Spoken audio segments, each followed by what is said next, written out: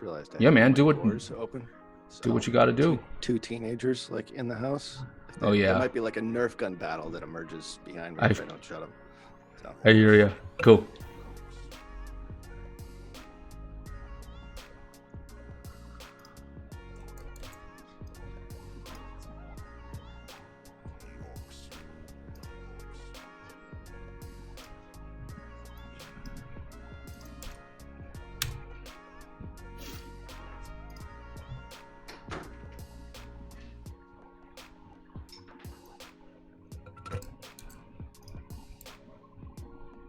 All right, so we are on pre-roll right now, so everyone gets to see the behind-the-scenes stuff. In the chat, I just dropped you the link to the page where the live is, so you can share that. And I've also written some copy for you. Feel free to change that however you want to make it your own voice. Make life nice and easy. It's like valet copywriting services. Yeah, there you go, man. It's the white glove service, you know? That's it. Yeah, all right, and I'm gonna do the same. I'm gonna start sharing on my side as well.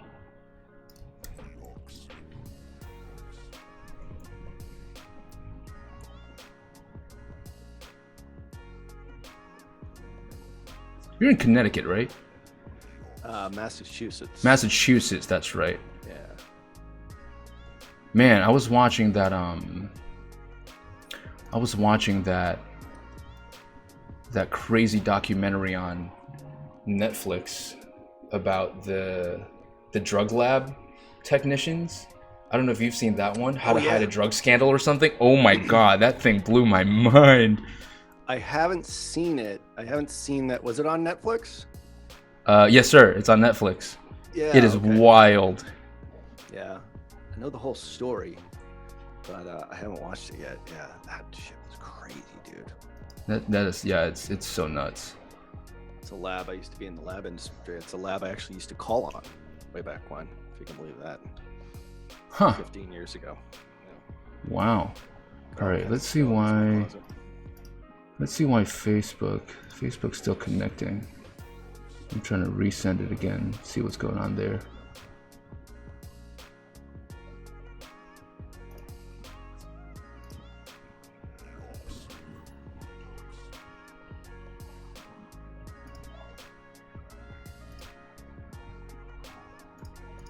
Come on, buddy.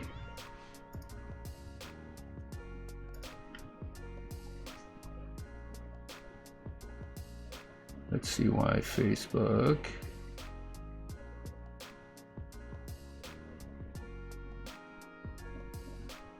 There we go. We are now online.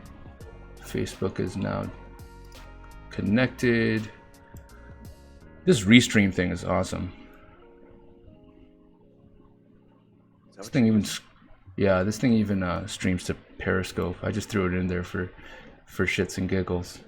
Periscope. Because I figured someone's gonna be on Periscope. Like, it's still around. Yeah, I think it's still. Believe it or not, like there are people just like doing the most random things on Periscope too. They're just like on there playing guitar or going for a drive. Awesome.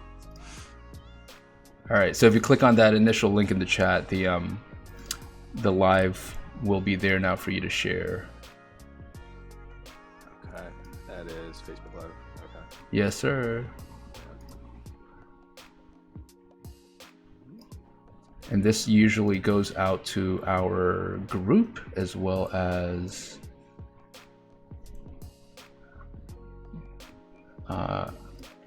our agency page as well.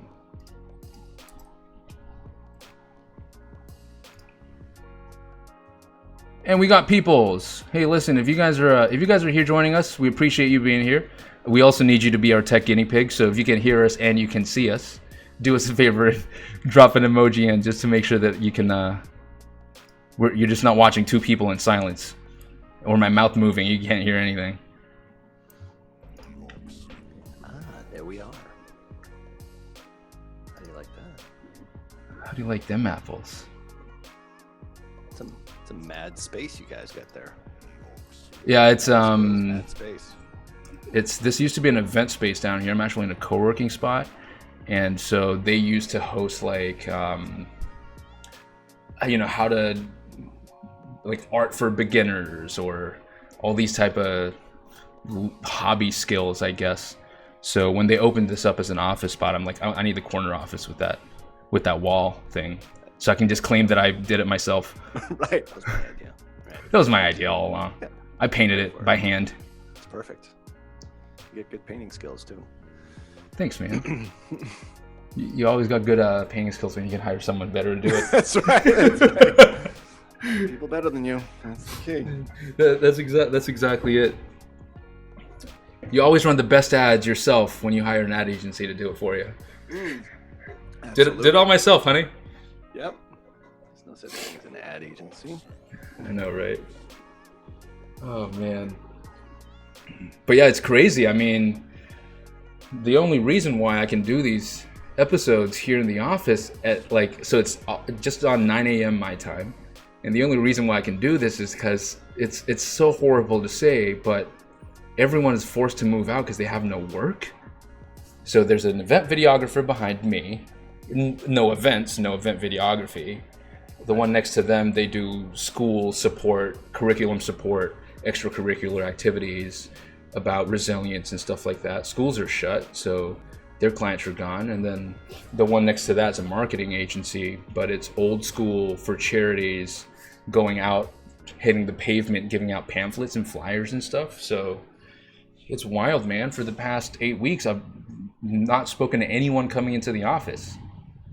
No kidding. Yeah. That's nice, I guess, but sad at the same time. But sad at the same time. I know it's absolutely insane. Hey, listen, for everyone joining us, we have the legendary Ralph Burns of Tier 11 and co-host of the Perpetual Traffic podcast. I'm a longtime listener. Met Ralph the first time in January at Ezra Firestone's event. So we're about to jump into some really interesting stuff. He's spoken to a lot of people. So talk about mind share and talk about being able to extract just wisdom from multiple people. Ralph's your guy. So if you have a friend that needs to see this, do not let them miss this. Tag them into the show. They don't have to join us live. They can always watch the replay afterwards, but I just don't want them to miss it. Do tag a friend that needs to see this. We're going to run through traffic, talk about what Ralph is seeing across the accounts that his team is managing, and they manage some spend. So, and also just to be able to just talk about mindset and what the various entrepreneurs are doing right now. I think that's a super interesting thing for us to be able to jump into as well. Sure. Everything's on the table. Everything's on the table, baby. This is super fun. Yeah, man. This has been super fun so far. It's just having a spot where it doesn't necessarily have to be purely how-to topical to go, how this person went from here to here, or how this person did this to that. Just putting a spin on it and having the guests be the core focus has been a lot of fun for me, but also really an enriching experience. Yeah. Well, when you have guests on a great show like this, you end up picking up a few nuggets along the way. That is the plan, baby. Yeah, I've seen some of your previous guests, some pretty sharp dudes on the show. So thanks for having me on, man. No, absolutely. I consider you among one of the sharpest.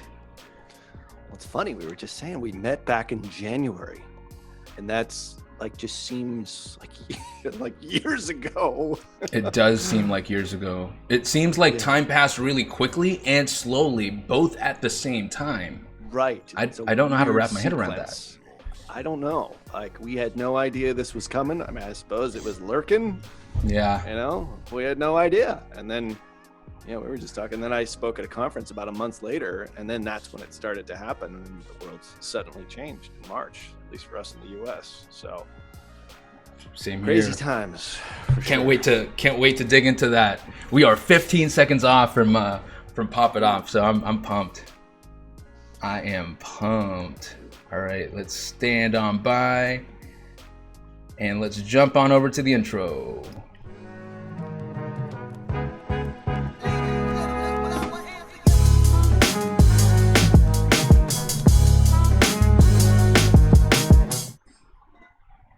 Hello, everyone, and welcome to another episode of the Growth and Greatness Show live.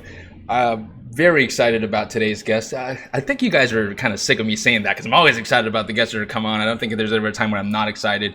We got Ralph Burns joining us today. Let me introduce him properly. Again, I don't want to spend too much time doing the intro, but I want to make sure that I get it right, and then we can throw on over to the exciting stuff, right? So, quick intro. Ralph Burns is the CEO of Tier 11, a digital advertising agency that specializes in helping businesses scale through Facebook ads. Now, for those of you that don't know Tier 11, why don't you know Tier 11? Ever since we started our agency, Tier 11 has been one of those agencies that we've aspired towards. My co-founder, and myself. So it's always been going, wow, this guy is here, and we've always aspired towards that. Now, Ralph's agency manages a portfolio of Facebook advertising customer accounts in over 30 industries with an annual spend in excess of $40 million. You can see why we aspire towards something like Tier 11 as a model and someone to look up towards.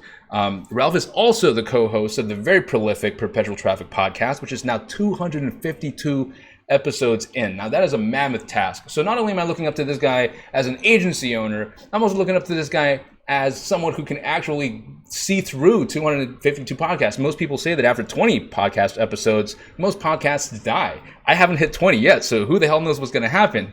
Without further ado, let's throw over to the man himself, Ralph Burns. Ralph, how you doing, my man? Thanks for joining us. I'm doing great, man. I mean, like we were saying, all things considered, I'm very fortunate and doing awesome. And thanks for having me on the show. Thanks for inviting me. I guess you're coming on our show in a little while too, so it's a little back and forth on the podcast. Yes, sir. Yes, sir. It's gonna be. I can't believe it's 252 episodes. I can't believe it either. I think we have 260 recorded right now. So, wow. Yeah, I mean it's going on 5 years, over just about 6 million downloads, which is crazy to think about. It's like I just talk into this white microphone. And like 30,000 people listen. It's like filling up the Boston Garden, which is all my buddies say. You know, like that's what we do. Like it's crazy to think about how much it's grown. And obviously, you know, we've had, Molly is the co-host for years and years now, and she's sort of stepping into more of a guest role. But we'll be talking about Facebook and Instagram advertising, obviously, and all paid traffic. So, but yeah, just very thankful to have that show, and the relationship with digital marketers has been great, and just keep rocking.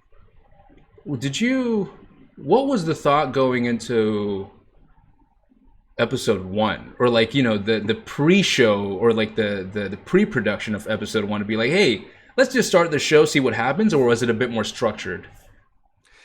Yeah, I mean, we actually started with, there was 3 of us when we first started, and it was myself, Keith Krantz, who I was partners with. We were never really business partners, but we were partners in how we sort of worked together. And he was through 100 or so episodes, and then we sort of parted ways. But it was his idea about the podcast, and but my thought was, well, let's not just have 2 of us do it. Let's have 3 of us do it.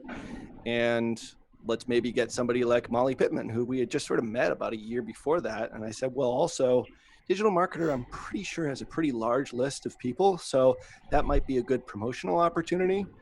So I had joined War Room, which is digital marketers sort of high-end mastermind. I'm no longer a member there, but we were members there for about 5 years.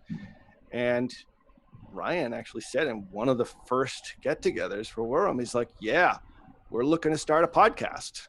And I remembered that. And then the next meeting, we sort of had this podcast conversation, and I pulled Ryan to the side and I said, hey, you want to do a podcast?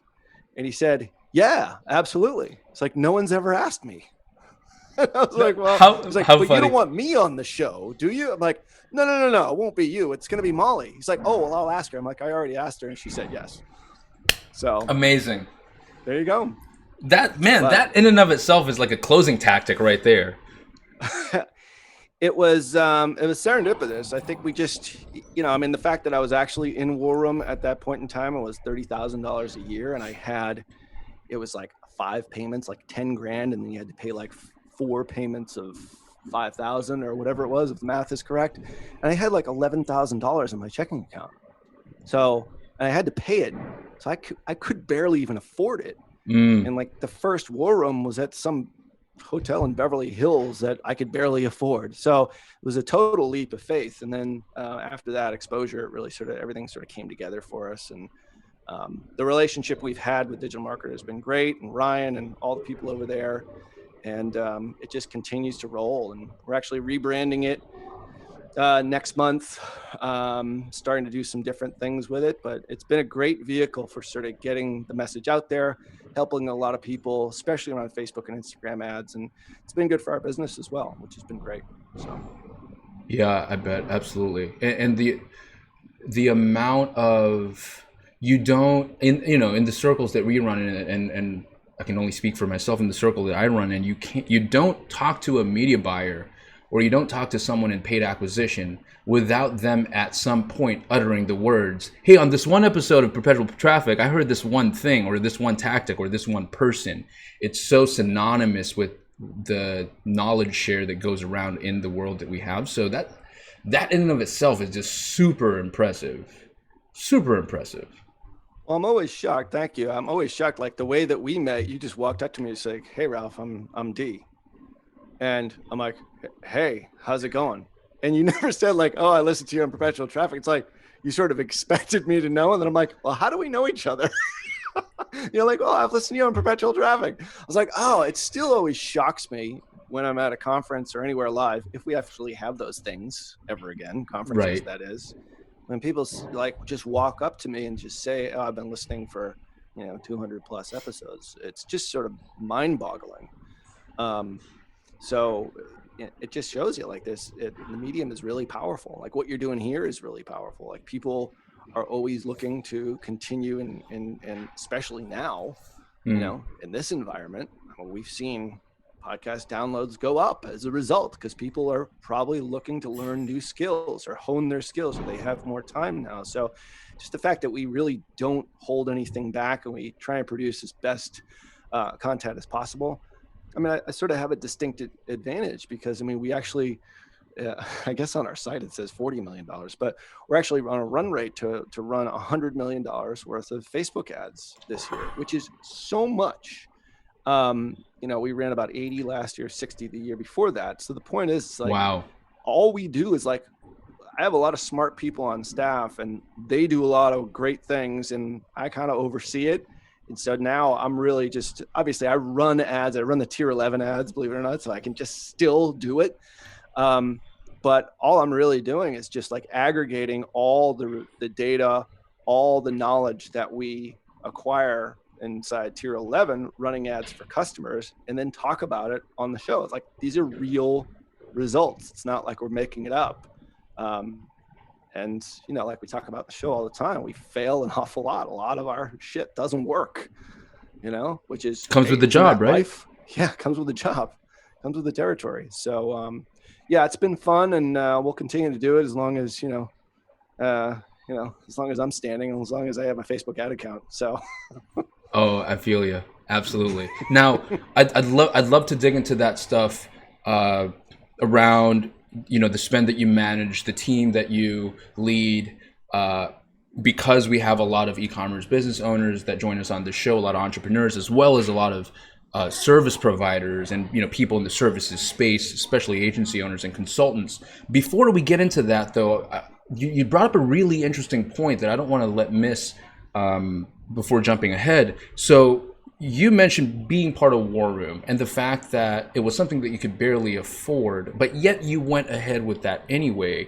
Now I've spoken to the camp of masterminds are just people that are looking to take your money and like show you a good time, but there's not much stuff in there. And then there are the ones that are just rave about masterminds. And I would anticipate that a lot of that comes from whatever their past experience might be, right? They might have gone to some bullshit masterminds where it is all fluff, and there are the ones that have gone to great ones where it is so high impact and they leave, it's almost like church camp. They leave like completely revived. What, in your eyes, do you see are the merits of being part of a mastermind? I just think it's idea exchange and putting yourself out there. Like I'm not a naturally extroverted person. I think Ezra actually said it best. He says I'm a charismatic hermit. I wouldn't say I'm quite a hermit, but I'm definitely on the introverted side, and it forces me out of my comfort zone to build relationships. And I think that's the thing that people think, oh, well, all I really need to do is just sit in my basement and get on Twitter and run Facebook ads. Yeah, absolutely. We advocate that and we run Facebook ads for our agency all the time. But the things that have really been the things that have moved the needle have been relationships. And going to masterminds for me is like it's what you make of it. And we met at Blue Ribbon Mastermind, Yes, and sir. I've made some relationships there. Guys that I've like appeared on your show are becoming lifelong friends. It's like you not only is it good for business, but I think in a fully digital lifestyle, and I run a virtual agency, as do you. Um, you don't get out all that much. You can kind of be insular, and everything is on a Zoom call. And Yeah. going out and actually meeting people face to face, hopefully that will happen at some point in time, maybe with a mask. But for me, it was really transformative. And I think for me, like before masterminds, it was I grew my business and started my business and actually replaced my income in the corporate world after being fired twice, by going out and joining networking groups like Business Networking There you International, go. Chamber of Commerce. Like I went old school and I actually got enough business to replace my income when I was at Quest Diagnostics, and that helped catapult me to that next level so that I could actually afford. So I had the $11,000 in my bank account to pay for War Room. And yeah, Facebook ads and all the social stuff. I'm not like a social media guy, but I do realize that Facebook and Instagram, especially Facebook early on, I realized that was a transformative platform, and focused all my efforts on that and been doing it that way for 12, 13 years now. But masterminds are what you make of it. I mean, you have to kind of get out of your comfort zone. It's not natural for me to do it. And to have the balls to walk up to Ryan Dice and ask him to do a podcast, like that wouldn't have happened. And that was a very pivotal event in my career, and probably one of the big reasons why I'm here talking with you. And Wow. I had to do it because it was like this leap of faith. It's like I was so scared.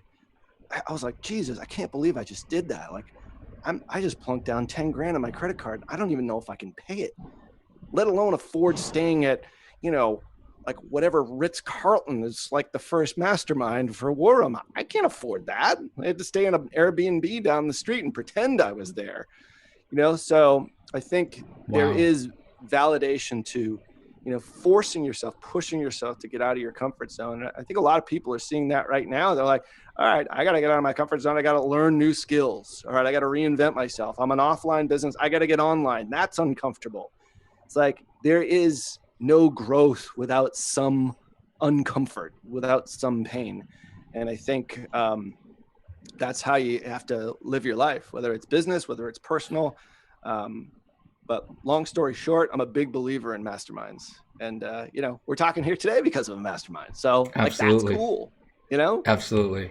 Yeah, that connection is irreplaceable because of the proximity and the downtime and all that other stuff. Now you served up the perfect segue around discomfort and getting forced out of comfort zones. The current situation right now is highly uncomfortable for a lot, slightly uncomfortable for a few, and very what's the word to use here? Very frazzling for most.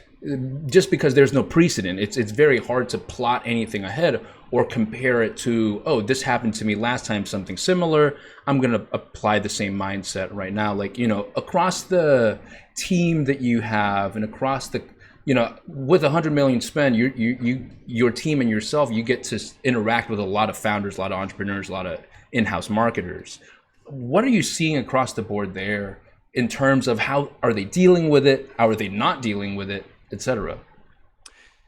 Yeah, it's interesting. I would say out of all of our customers, I would say a third are prospering and growing and expanding like they never have ever. Like they're just booming. A third are probably right in the middle, like freaked out, initially, and then kind of figured it out. And we helped them through that period. Their spend dropped, and we kind of figured out ways to work with them in different ways. In some cases, sometimes taking a hit on revenue. And then there was, maybe a little bit less than a third that completely freaked out and just said, I can't do this anymore. And even though we don't have somebody said this today, you need a force majeure in your agreements. I'm like, force what? That's like, the pandemic hits. But I just said, well, we don't really need a force majeure in our agreements. Let's talk as business people. Let's figure out a way to make this work. And I've had a lot of customers come to me and say, Ralph, I just can't continue with you guys. And some of them, yeah, they have, decided to stop their service with us and might continue back up in a few months, keeping in very close touch. And some I just said, listen, here's how we're going to figure this out. I have a staff of 40 plus people. I want to keep them employed. I want to keep them busy. So let's figure out a way so that we can work this so that I'm not making much money, if any, maybe breaking even. And then I can release a lot of our fees to you so it helps you out through this crisis. And these aren't like agreements that we have the lawyers sign. It's like Yes. on email. It's like, I just think that on this whole thing, you just be cool. It's like, well, our job is, yes, we run Facebook and Instagram ads, but if you look at the Tier 11 site, it's about, we help businesses grow faster than they could on their own. And they get our help. We just use the Facebook and Instagram platform. When I say Facebook and Instagram, it's really just Facebook, obviously, but I always say Facebook and Instagram. But the point is like, we help businesses grow. That's why they come to us. They say, hey, I have this product. I've kind of reached a point where maybe I'm spending $30,000, $40,000, $50,000 a month and I can't get it to scale. Like, I need you guys. And our whole thing is take them from there to there. And we measure growth and how we're helping customers by scaling their spend. So all we did is for those people that freaked out or maybe didn't really know exactly what to do, is I had a lot of conversations with our customers. And I said, listen, I want to help you through this. Our relationship, maybe in some cases it was like, so one customer who was in the vacation space, this, the travel space. It's like, I don't know what the hell to do. Like, should I cut? Like, you tell me, because I can't afford you guys as it currently exists. So we figured out a way, and we have an end date on it. And I cut back on some of the services, and now he's starting to grow again. And Yeah. it's great to see that. And I think, in a time like this, I think you just got to be cool and figure out a way as opposed to just freaking out completely. And, fortunately for us, we have some customers that are very level-headed, and we were able to sort of work through it, and we're going to continue the relationship and continue to help them grow and scale. Yeah, absolutely. We saw really similar things on our side, and it was I started noticing, and I'd love to hear whether your team you noticed the same across your team. I started noticing that we stopped acting like strategists for a minute, and almost became like I wouldn't say hostage negotiators, but we became some type of law enforcement negotiators to go kind of walk people back off of the cliff. And they're just standing there going, I'm going to cut all spend, and advertising spend is the first to go. As if I saw a phenomenon where a large chunk of people, entrepreneurs, were thinking, I need to shrink my spend down so that I can survive. And they were starting to look at areas to cut costs and to stay lean. And any type of customer generation was one of the first few things to go. And which made me kind of scratch my head to go, wait a second. So you're not going to sell anything? What are you staying alive for? And who's going to remember you when this whole thing clears? Were you seeing the same? I was, and each circumstance was slightly different. For some people, Right. For some customers, it was, I've lost my supply chain. I can't fulfill at all. I can't sell anything. I mean, even though my CPMs are like a third of what they used to be in some markets, I can't sell anything. So like, what should I do? So in those cases, what am I going to say? Well, we want to keep selling stuff, even though you can't fulfill on it. Of course not.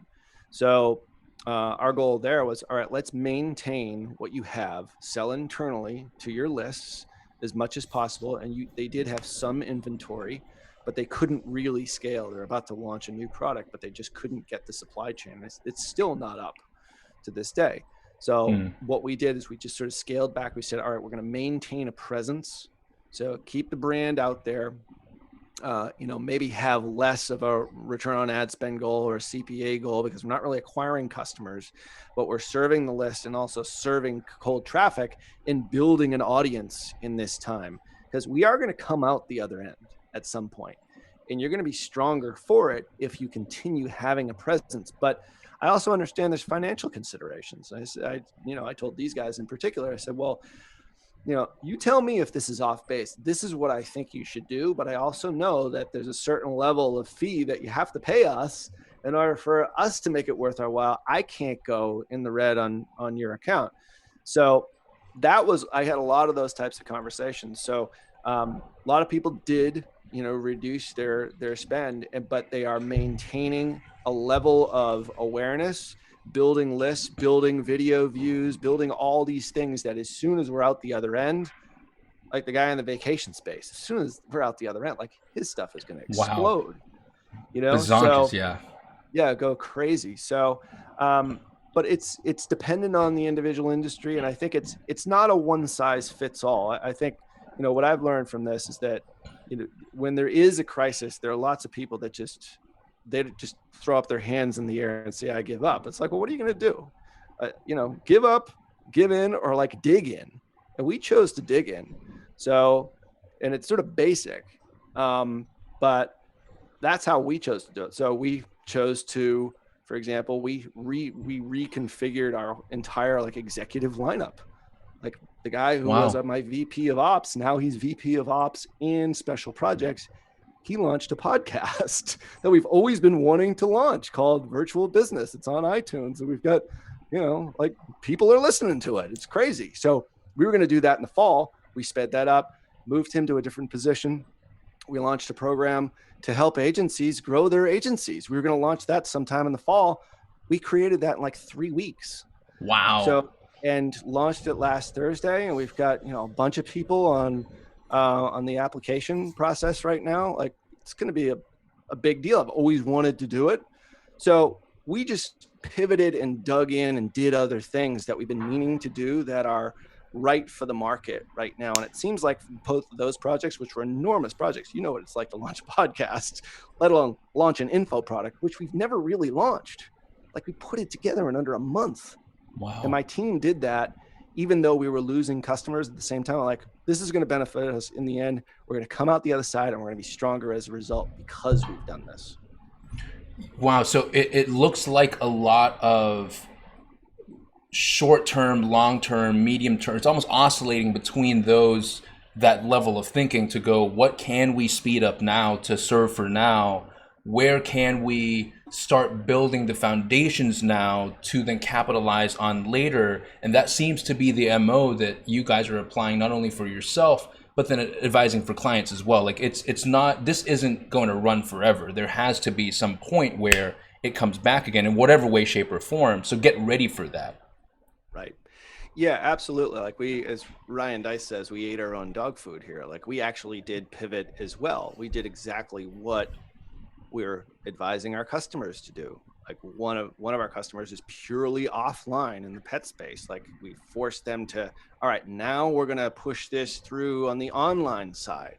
So because it's a complex business model, but they've been meaning to do it. It forced their hand. When I talked to the CEO, I was like, this is the time to do it. Like, this is what we're doing, and the Virtual Business Podcast is more of a labor of love than anything else, because we love talking about it. And I think, as virtual business is not necessarily even the future. It is the now. Yeah. And I worked in an office for 20 something years and it sucked. And now I'm doing this for 13 years and it's been great and we've prospered.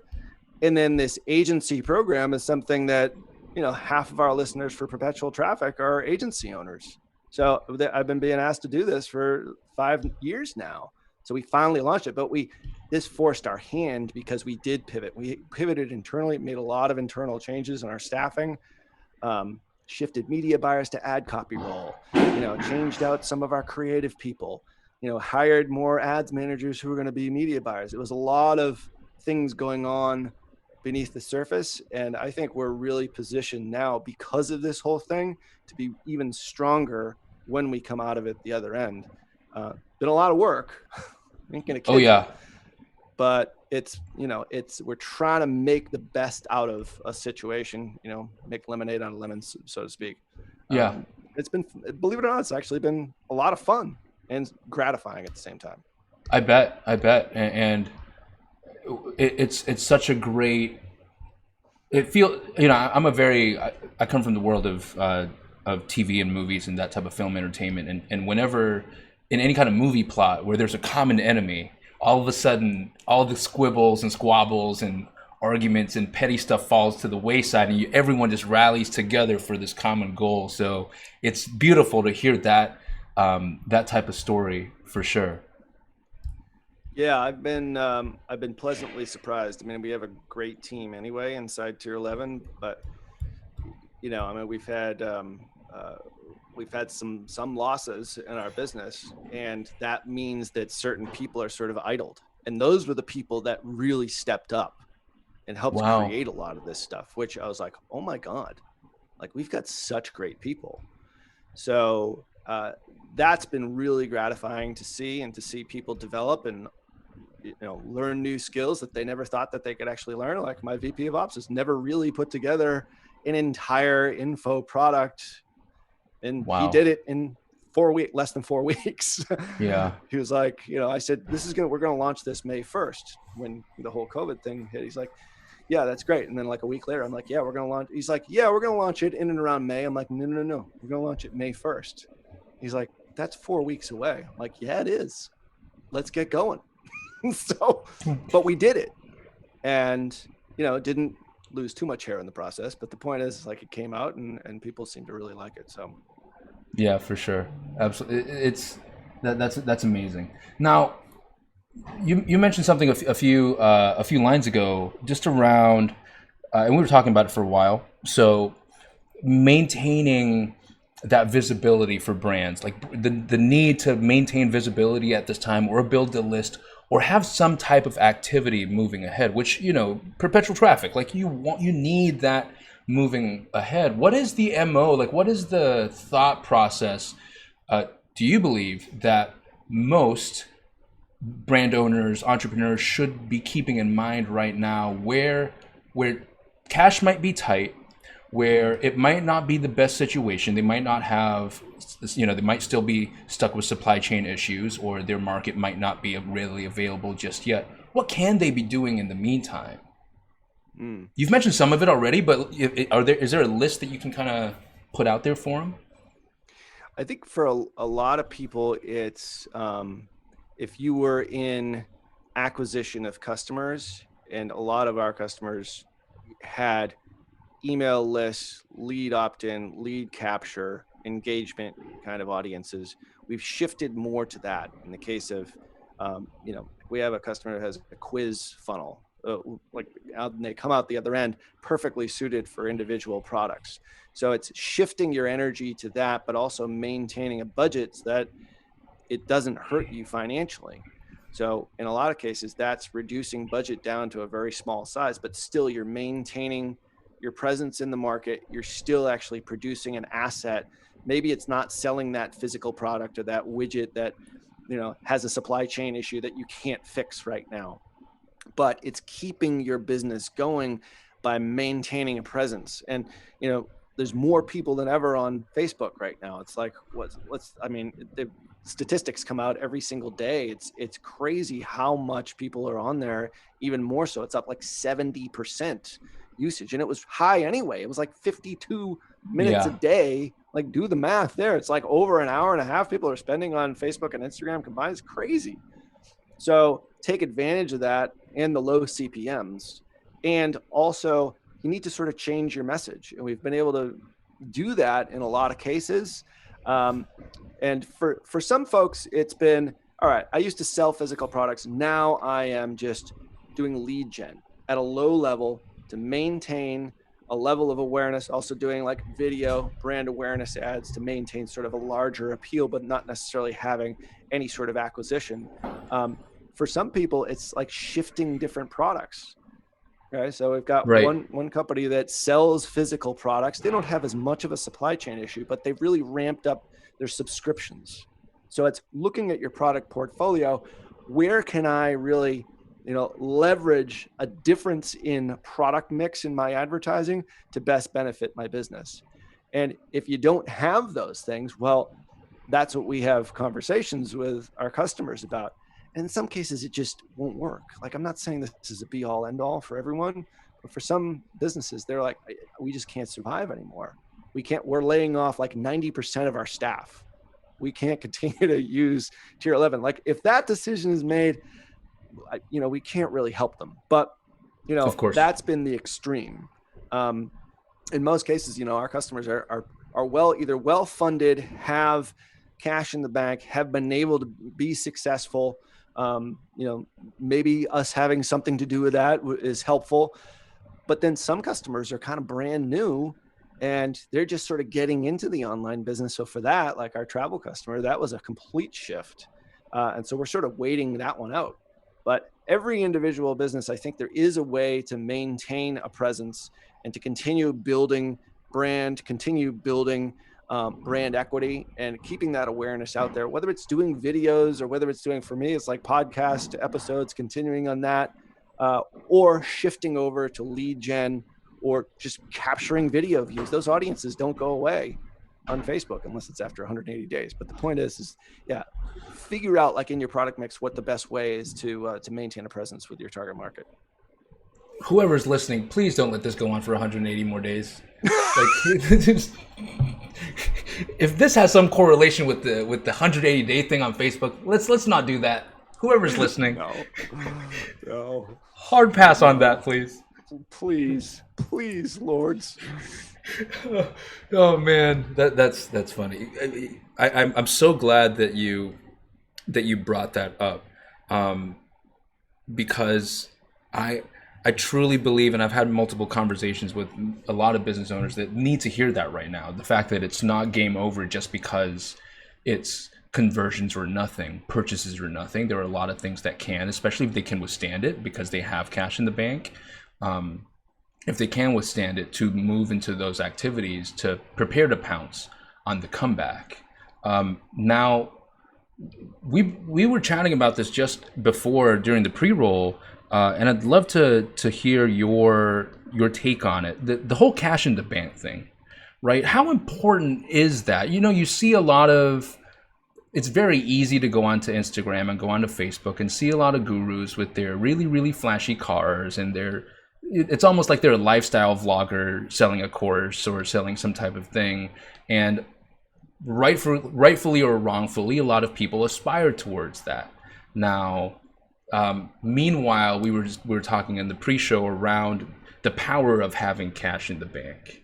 Can you share your thoughts there? Like, what is this power that maybe some of the youngins might not actually see yet or know about yet? Yeah, I mean, I think this is a good one for my wife because she tells all our nieces and nephews. She's one of 9 kids, so there's Wow. a lot of nieces and nephews. So she tells them all the time, have an emergency fund. I mean, it's just so basic. It's like, don't outspend what you're making. Don't live beyond your means. And it's kind of a basic thing. And I'm like, my parents taught me to save money, but they also sort of had a fear of money too, which is sort of like a weird sort of thing that I had to overcome. But the point of it is like, it's almost the same kind of thing. Like, if you're making $100,000 a month and you have $50,000 in payroll, and don't pay yourself $50K a month, like, take a minimum salary because you are going to need that money at some point, or you're going to need it some point, maybe for an acquisition or maybe some other kind of opportunity. It's just sort of basic math for me. And like, we try and pay our people as much as we possibly can, but I'm always mindful. We actually had a call with our media buyer team today. I'm always mindful of, yes, I want to pay you guys as much as I possibly can, especially based on performance. And we're very much a performance driven company. That's how we pay our media buyers, is based on performance.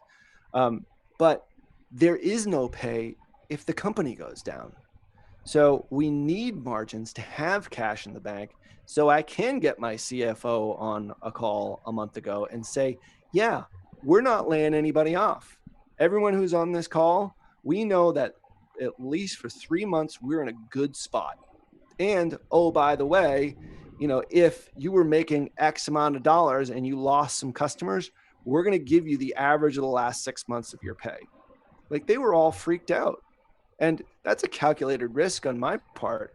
But I know that because we have cash in the bank, and I always think like, what happened if something like some disaster occurred? Well, we're in it right now. And have 6 to 12 months of expenses in the banking in a bank account, like in a savings account somewhere, so that you can withstand this. It's very hard to do it at first. Like when I joined War Room, I didn't have that. Yeah. So take this in context. But even if you're socking away just 10%, 15%, 20% of what you make, instead of taking it for a salary, just put it away, put it in a money market fund, put it so you can't get to it, because you're going to need it eventually. And that day eventually came. And that's the reason why, when you see like there's a lot of agencies, and I'm getting a lot of media buyers, through Facebook Messenger, like asking me for a job. Like a lot of agencies didn't seem to have that. Mm. And we were smart in doing it, and have the ability to keep our people going and continue to pay them. But not only that, is we've realized that, yeah, we were sort of in self-preservation mode about a month ago, but we doubled down on sales in the last Yes. month. So we kind of were like this, and then we kind of went down, and now we're kind of coming back up again, because our sales team all of a sudden, they really started to hit the ground running even more so, because they realized there was urgency, because they realized that, all right, I'm working for an organization where Ralph and the team and the CFO, and I always say it's like my CFO, have guaranteed me employment for X amount of dollars. It's like I didn't do it so like it's a tit for tat or like some sort of reciprocity. I did because it was the right thing to do. But I realize now, like all these people in our organization are working so hard and doing such a great job, because I think they appreciate the fact that they're not one of those 25 million people that have filed for unemployment here in the U.S. Like it's like, think about that. It's like My one in brain my four, one brain in still five people. cannot. Yeah, that's the population of Australia, by the way. It's like crazy. I know, it's unbelievable. And we refer to that all the time. It's like, we got to be thankful for what we have. Yeah, we're going to keep kicking ass and selling, but also you guys need to pull your weight. You need to do what you need to do. And I haven't said, well, I need you to do this for tier 11. Like they did it on their own, and they continue to do it. And I'm very grateful for that. Maybe that's because of how we've managed them or how we've led them in the past. I don't know. But for my team, I think it's exposed them in a good way of what their true character is, and it makes me really proud. It's a beautiful thing. It, with numbers like with crazy numbers like that, right? 25 million people filing for unemployment or on unemployment right now. It I'm struggling with wrapping my head around this. Maybe you can help me clear it up.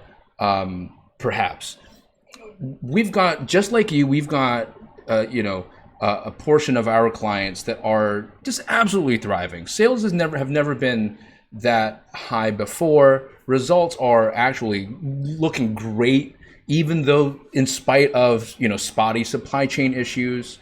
So you would think, or my simplistic mind thinks, wait a second, the media, everyone, what we're talking about right now is Great Depression level unemployment and shrinkages in in country finances down 10-15%. They're talking those types of really huge numbers.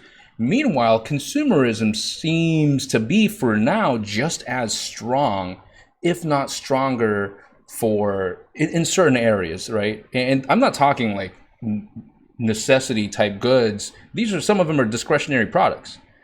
So how are you piecing that together in your mind? That's the thing that scares me, actually, is that exact thing, is that we are seeing that in a lot of cases. So we're seeing businesses that are directly related to this crisis, or have a product that's related to it, or provides some kind of solution to it, like hit the ball, see the ball, like immunity Right. stuff. We've got a lot of health and wellness customers. So how long will that last for them to continue to scale and grow like that? Because they're selling to people who, a lot of them are unemployed. Yeah. So how long does that, like when does that curve kind of end and kind of goes down like that? And if that happens, that's what scares the shit out of me, quite Same honestly, here. because it doesn't seem to quite make sense. I mean, I think, a lot of our customers and ourselves, like, for example, we've got, 24 applications for a program that is a 4-figure program. Like, where are they going to get the money for that? Yeah. So, and a lot of our customers sell very expensive items, and their business is growing. Like, does that have an end to it? I don't know. So I still think, like, here I am saying, oh, well, we have, many months of expenses, but we're not out of it yet. So it still freaks me out exactly for that reason, because I don't know when the end will be. I see my wife like buying stuff all the time, but my business, all things considered, is basically flat, and her business is basically flat. Even though she's sort of in the live event business, she's figured out a way to get it done. So, but we see like these new companies that are coming on. We just signed up a new company this past week. They were completely offline. They want to push everything online, and we've just started their ads. Their ads are absolutely crushing. So, and they don't sell inexpensive stuff. Like, it's an average order value of like $100. There you Like, go. where are people getting this money? Because supposedly so Yeah. many are unemployed. So that does freak me out a little bit. I don't know if I have an answer for it, but I'm mindful of it and paranoid about it at the same time. Great. And that was and I'm so glad to hear that perspective from you. And I think that's a really important perspective for whoever's watching this or listening to this to consider into their worldview. The fact that it scares me that people are back out on the streets and trying to find normalcy because the enemy is so invisible in this case. There is no war, there is no famine. It doesn't manifest in front of you. It's not like the Black Plague. So there are no bleeding eyes like, in the movie Outbreak. Everyone's got Ebola and they're like exploding human meat bags. Yeah. We don't have that. So I agree with you. We're not out of this. Are you approaching it with a golden time window mindset to go for this business activity that's doing really, really well right now? We don't know when it's going to end, so let's really capitalize now.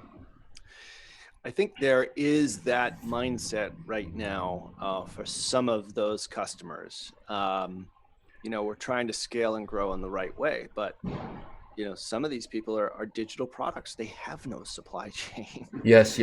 Digital products, like, you can sell as much as it's ones and zeros. Yeah. So how long is that going to last? So we're just scaling, and just every single day, just adding more spend.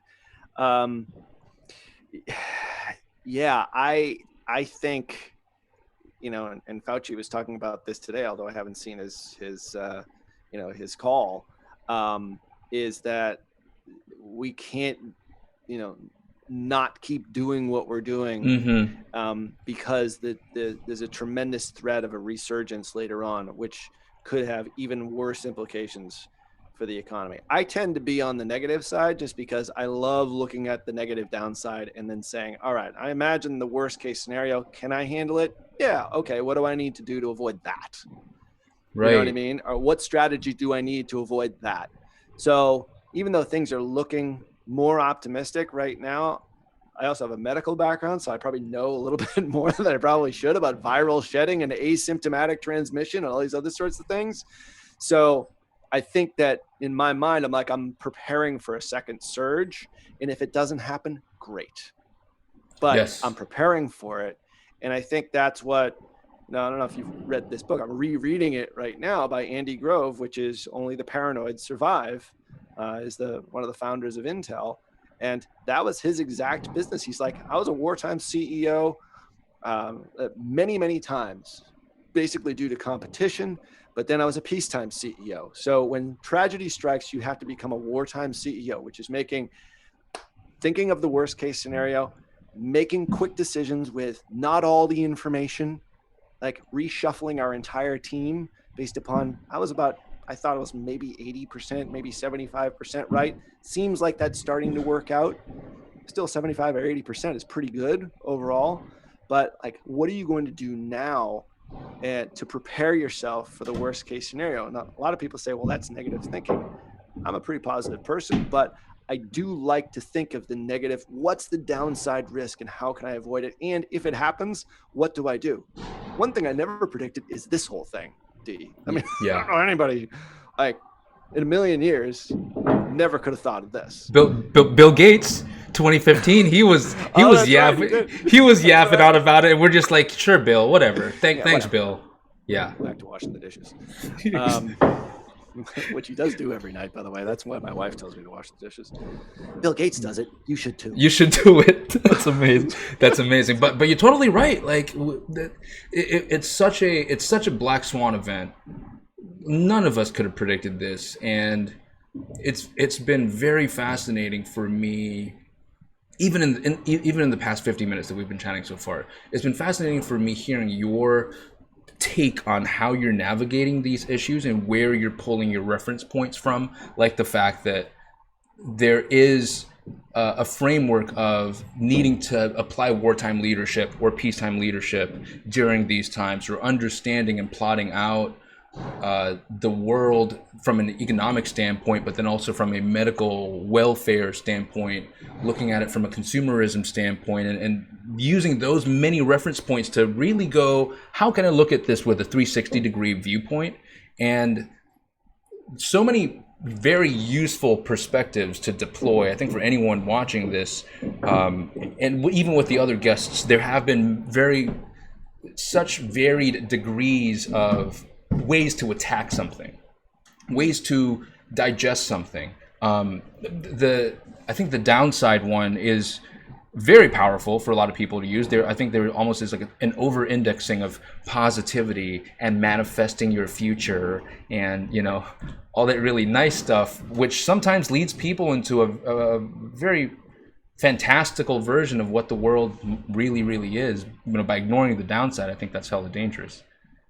And I'm a big believer in, like, I listen to The Secret like it's a joke inside Tier 11. It's like we always joke about manifesting.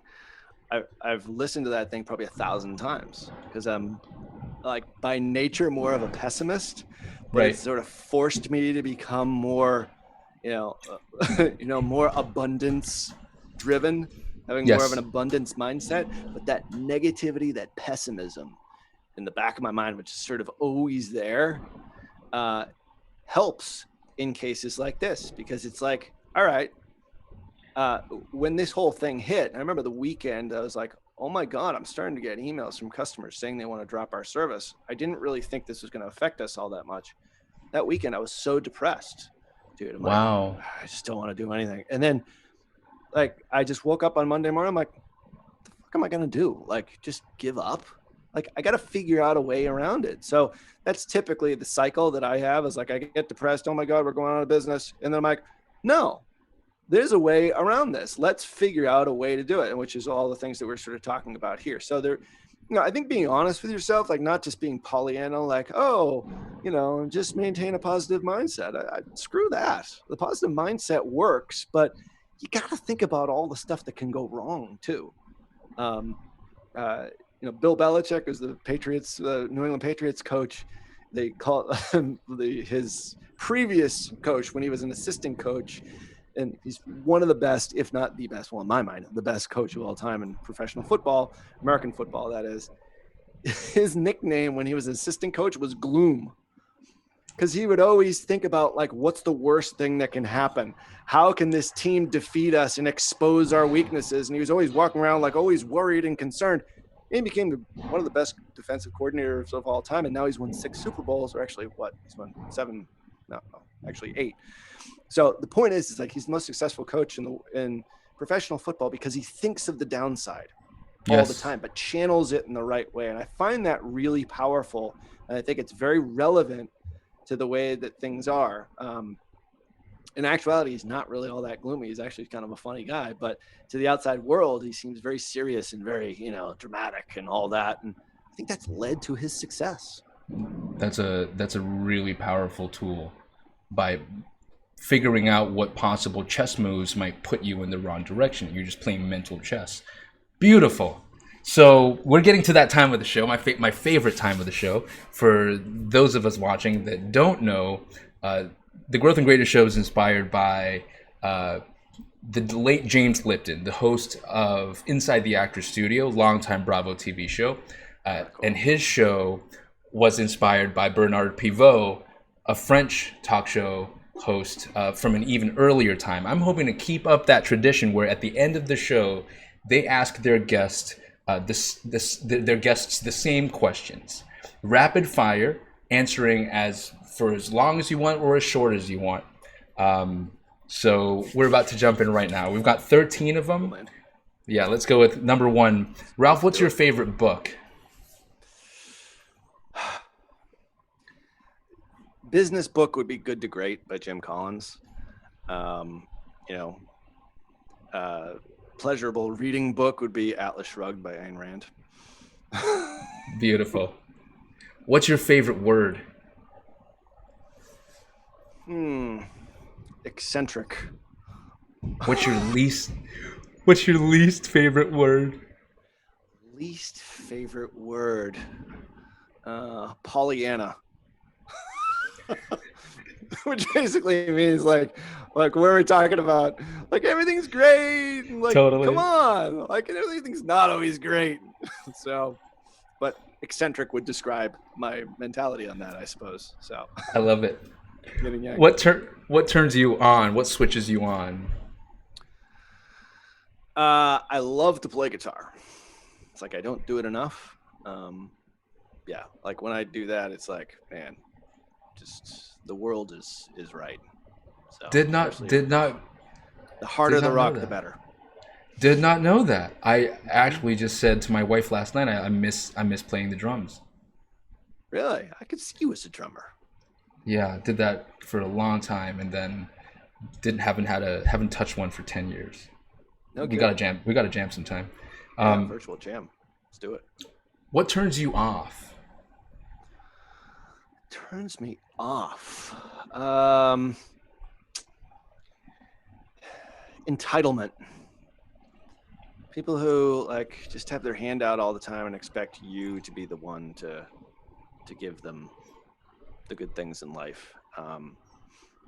We've made a couple of mistakes hiring in Tier 11, and the reason usually is because they're all about themselves and not about like what they could do to better their position. They were just looking for ways in which they could just do as little as possible and get the most. And I can't stand that. So entitlement. What sound or noise do you love? Sound or noise? I would say something hard rock related, but actually recently my wife and I have gotten into bird watching. It's the sound of birds. It's so relaxing, dude. Like a cup of coffee in the morning, just looking out, trying to identify them. It has nothing to do with anything.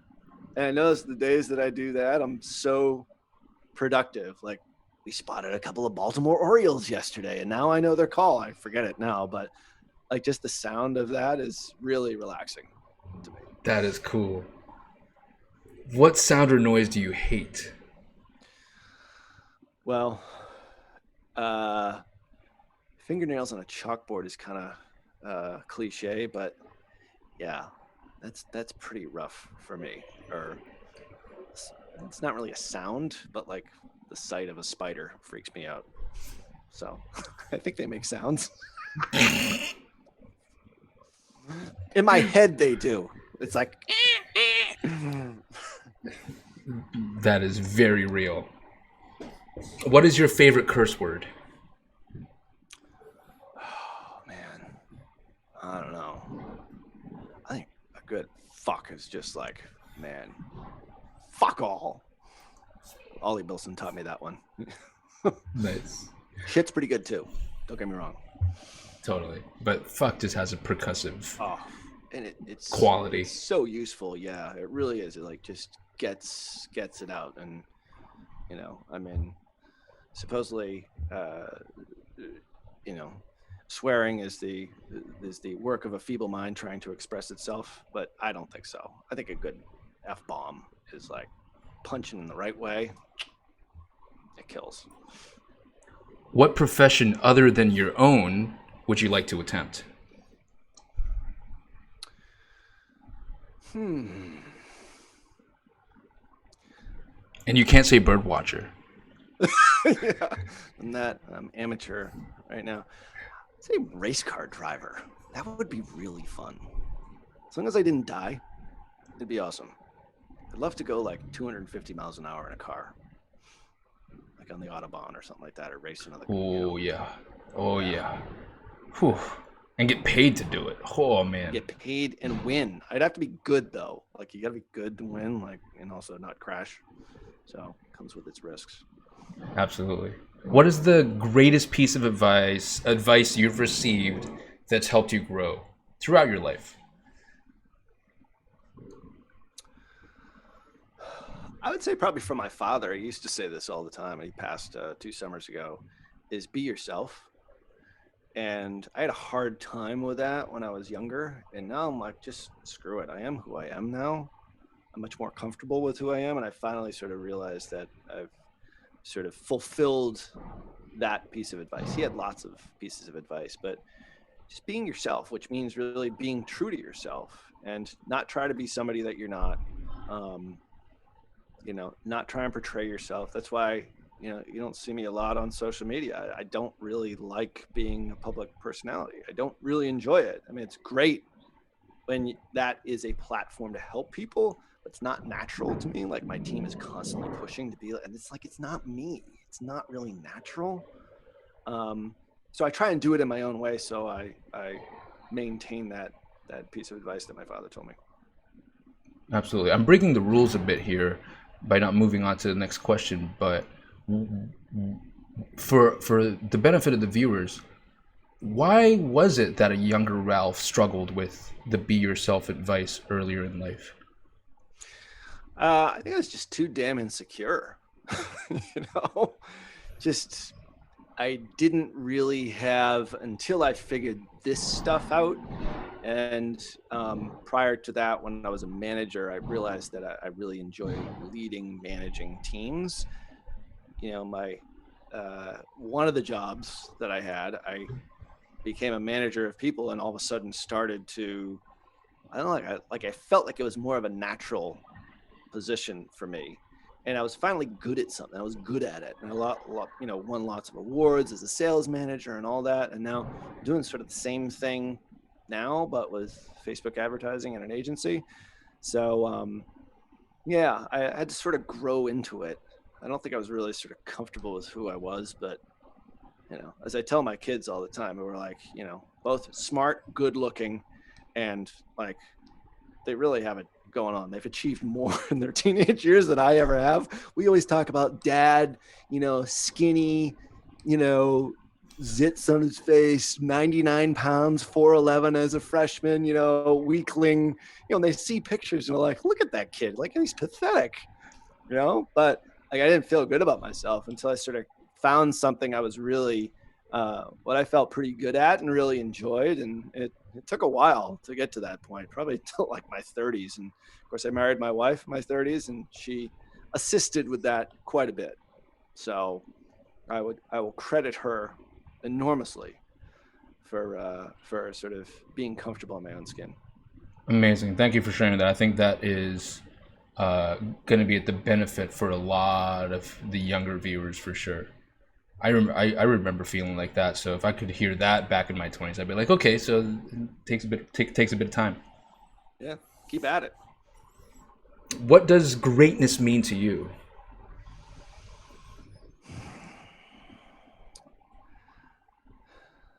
Um,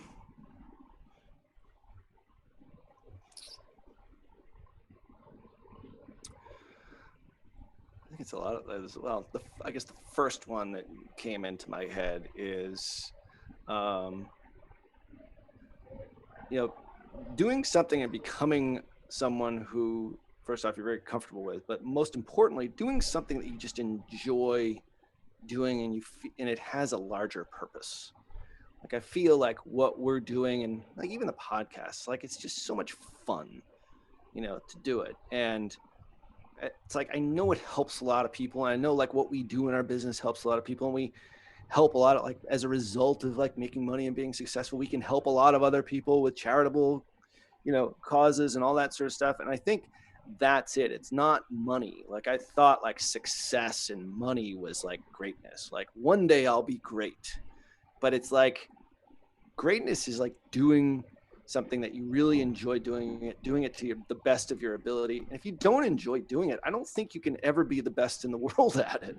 So I tell my team all the time, it's like, we are not here to finish second. We're here to be the greatest advertising agency in our space in the world. Like, that's why we're here. So, and that's greatness to me. It's like, you might not ever get there, but the point is, it's like, the journey is actually the most fun. It's not the end destination, striving towards it. And if you can do that, like, a lot of people say, oh, I will be great when I do X or when I achieve X. I think you're not going to be great or happy when you achieve X. It's like, enjoy the ride, enjoy the journey, enjoy the struggle as much as you possibly can, and do your best doing that. And enjoy it as much as you possibly can. We're fortunate enough to be in positions, yourself and myself, we actually love going to work. So like my kids are like, why do you work so much? I'm like, well, I actually enjoy working. I like doing this. So I think that sets a pretty good frame for them. But I think that's what greatness really is. Like if you can achieve the goals and help people in the process, and also for the betterment of mankind, it's all over the Tier 11 website. It's everywhere there. And I think that's a pretty good way to live your life. I think that's greatness. That's powerful. Final question. If heaven exists, what would you like to hear God say to you when you've arrived at the pearly gates? I think this is like an SNL episode, but I would hate to have him say, hey, you could have been president of the United States if you had only applied yourself. Or some other position, like you're only a CEO and agent ad agency. Like I had much higher expectations for you.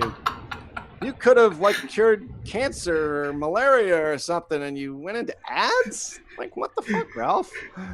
I would not want to hear that. That would kind of piss me off. But I don't know if he'd say that. I would hope that he wouldn't say that. He'd kind of keep it to himself. Keep it to himself. Be like, be kind, man. Oh, that's amazing. That's amazing. That's been the best line so far. Oh my goodness, that's amazing. And that, my friend, concludes the show, and also concludes the questions. I've decided that this, first of all, this was an MVP, complete trial, the show and these last questions. But I'm loving it more and more because it's the only time when there are super long pauses before answers to go, Yeah. And that's where the good stuff is. So I think I'm going to keep it. Everyone watching, I think I need your vote on this, whether we should keep it or not. I say keep it. It definitely makes you think. But then like edit out this part for any future guests so they don't see it. Like, I don't know, figure out a way so that it doesn't appear in their newsfeed. You can figure it out. Totally. So before we end off, one, I really appreciate your time, especially considering it's late in the evening for you. But before we end off, I want to make sure that people can find you and find your team and find your content, because that's really what this is all about, using this as that springboard to go deeper into the stuff that we've talked about today. So where can people find your content? How can people get in touch with your team? Where can people find your insights? Yeah, I mean, I think, the two podcasts we mentioned are good starters. Perpetual Traffic on iTunes, and then the Virtual Business Podcast, which we're really proud of. I think we're coming out with the 8th or 9th episode this week. Or just head on over to Tier 11. There's a Work With Us page. I mean, if you're looking for help with your Facebook ads, or if you're an agency and you want our help there, we have a lot of different ways in which we can help people. Or yeah, I mean, I'm not super big on social media. I'm not like you. I'm like, man, I should be more like D-Dang. Like, he really knows how to work that Instagram thing. So yeah, head over to Tier 11, work with us, or check out any one of those podcasts. And yeah, it's been a lot of fun. You made me think here at 8 o'clock at night. And I appreciate you for it. This is awesome. I appreciate you for it so much. All right, I'm gonna close out the show. Thank everyone. Stay on the line with me. I want to make sure that I say thanks to you properly. You bet. Appreciate you, man. That was the man himself, Ralph Burns. We got to go in various different directions. I'm so grateful to have spent that hour with him, just pulling the cool stuff out, also getting a view into his world, with his team, with his clients, and with his worldview as well. And a lot of great tactics in there from a mindset perspective and just viewpoints in the world. If you like this episode, if you've never watched this episode before, please do. If you're watching on YouTube, please do subscribe. Leave a comment down below. I'd always love to hear from you. And if you're watching this on Facebook, do follow the page, give it a like as well. And also tag your friend that needs to see this. Cannot say that enough. Always, I'll see you next time on the hashtag GG Show. I'll see you later, and I appreciate your attention.